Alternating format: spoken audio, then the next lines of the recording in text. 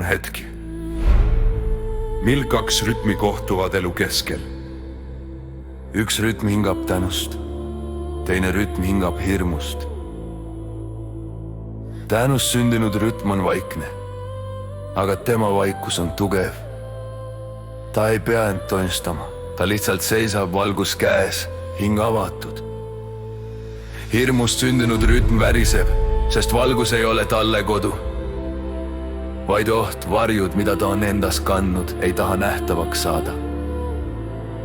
Kui need kaks rütmi kohtuvad, siis maailm ei murdu.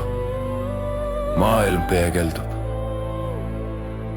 Üks rütm näeb selgust ja avardub veelgi, teine rütm näeb oma peidus hoidmist. Ja klammerdub veel tugevamalt lugude maskide ja seletuste külge.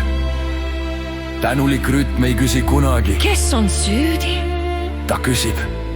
Mis on tõde? Aga varjurütm küsib alati, keda ma saan vältida, sest vältimine on tema ainus turvatunne.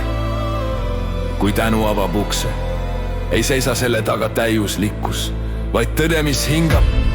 Ja iga tõde paljastab, kui palju on olnud põgenemist, kui palju on olnud kinniolekut, kui palju on olnud hirmu näha iseennast. Tänu ei murra kedagi. Tänu lihtsalt näitab. Ja nägemine on neile, kes elavad valguse poolel kingitus.